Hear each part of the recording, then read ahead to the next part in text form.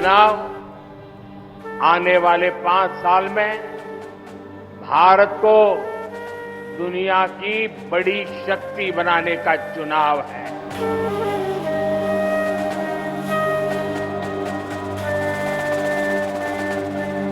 जिनके पास गारंटी देने के लिए कुछ नहीं है, उनकी गारंटी मोदी ने ली है।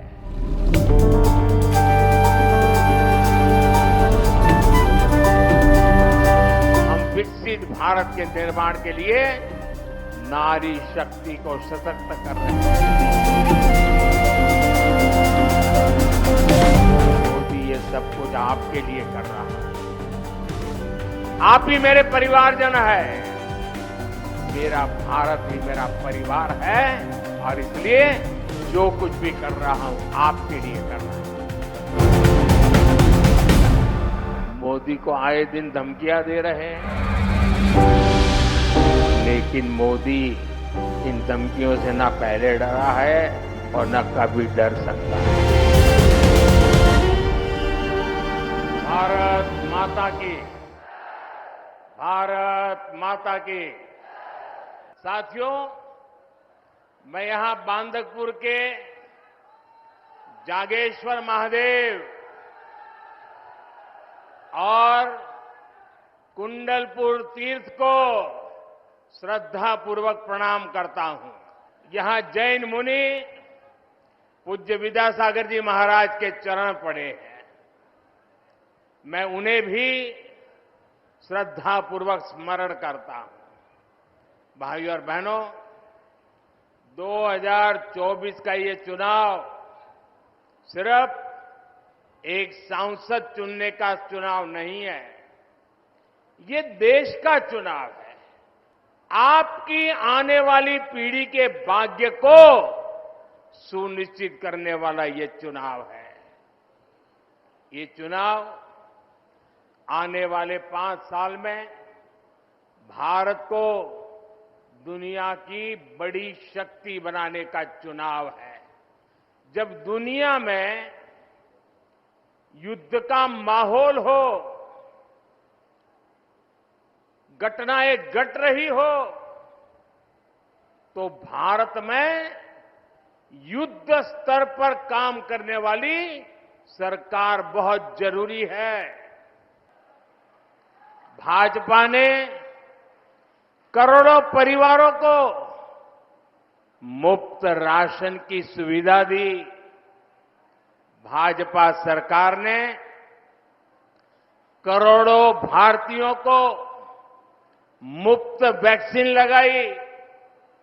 आज देश में वो भाजपा सरकार है जो ना किसी से दबती है और ना ही किसी से सामने झुकती है।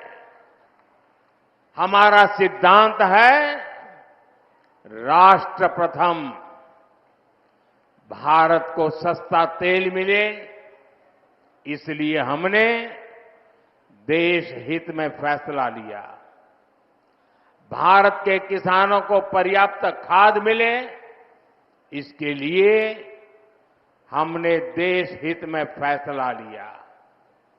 आज दुनिया के कितने ही देशों की स्थिति बहुत खराब है। कई देश दिवालिया हो रहे हैं। हमारा एक पड़ोसी जो आतंक का सप्लायर था, वो अब आटे की सप्लाई के लिए तरस रहा है। यहां के मतदाता बड़े समझदार हैं। मैंने तो किसी का नाम नहीं दिया, लेकिन आपको बात पहुंच गई। ऐसे हालातों में हमारा भारत दुनिया में सबसे तेजी से विकसित हो रहा है। मुझे बताइए, आज जो भारत आगे बढ़ रहा है, इससे आपको गर्व हो रहा है कि नहीं हो रहा है? ये मोदी ने नहीं किया। ये जो हुआ है ना, वो आपके एक वोट की ताकत के कारण हुआ है। ये आपने किया है, आपके एक वोट ने करके दिखाया है।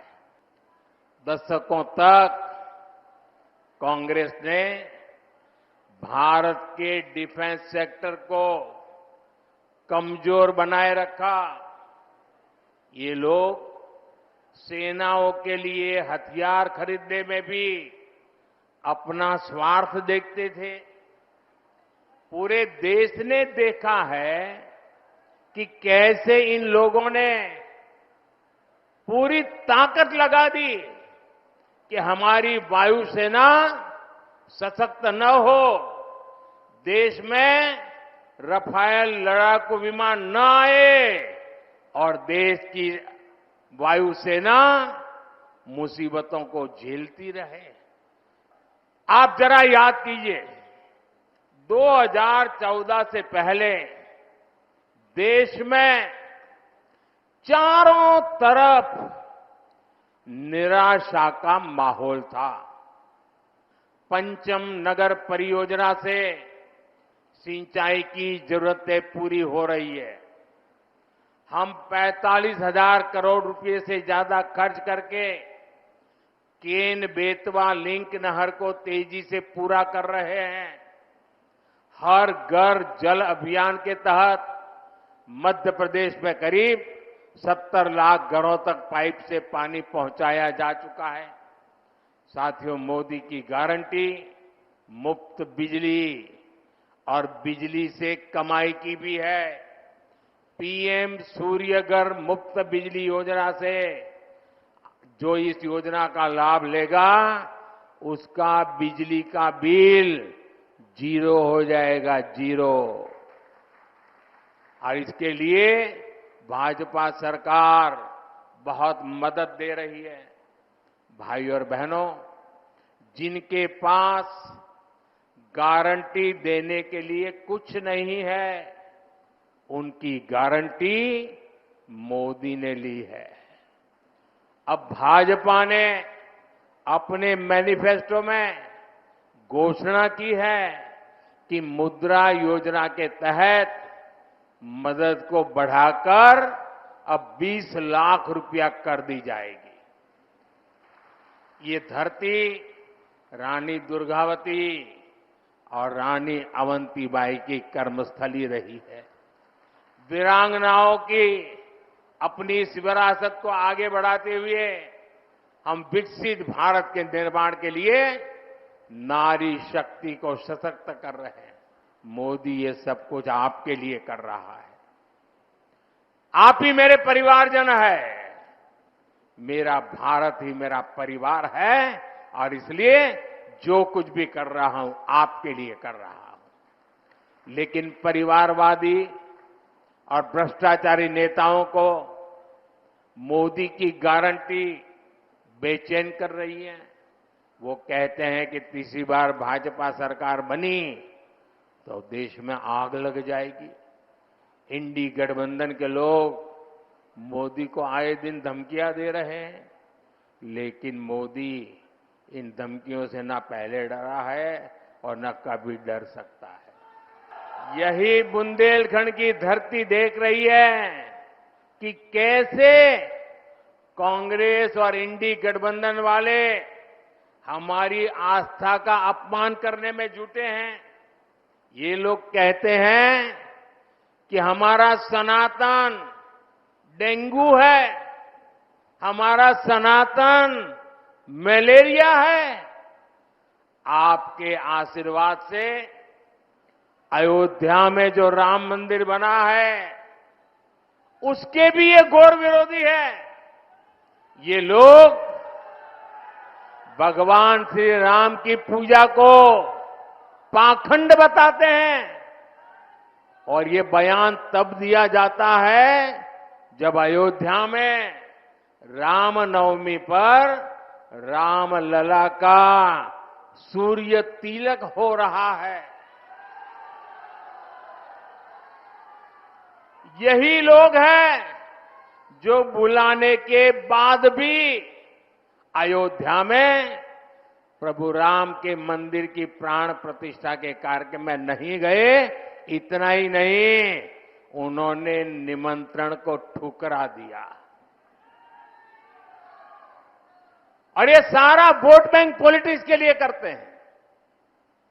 अब आप सोचिए, आपने नाम सुना होगा, अयोध्या में एक अंसारी परिवार है।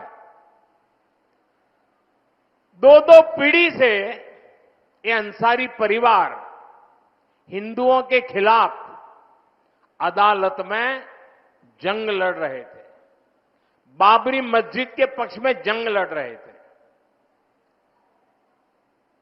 ये इकबाल अंसारी और उनके पिताजी, ये पूरे परिवार कितने ही दशकों से लड़ाई लड़ रहा था। लेकिन जब सुप्रीम कोर्ट ने निर्णय किया कि ये हिंदुओं के पक्ष में जाएगा, तो इतने साल लड़ाई लड़ने के बावजूद भी उन्होंने सुप्रीम कोर्ट के निर्णय का स्वागत किया। जीवन भर लड़ाई लड़े थे।